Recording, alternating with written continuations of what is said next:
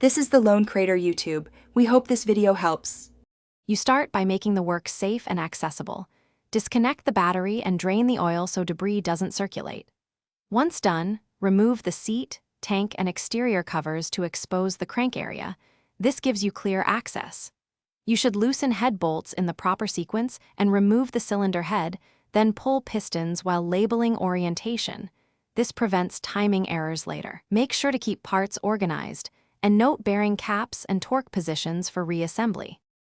You rotate the crank to top dead center to stabilize the assembly, then evenly loosen the big end cap bolts so the rod can slide off without binding.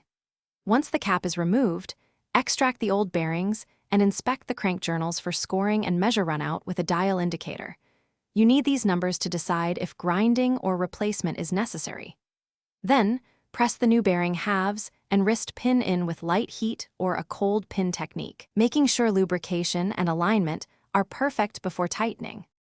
You reassemble by torquing rod caps and head bolts to the factory specs in the proper sequence.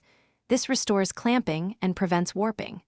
Once everything is torqued, rotate the engine by hand to confirm smooth free rotation and correct clearances. Then refill oil, reconnect the battery, and start for a brief warm-up while watching for leaks or odd noises. If something goes wrong, such as knocking or low compression, stop and perform a leak-down test to isolate the issue before more riding. Thanks for watching.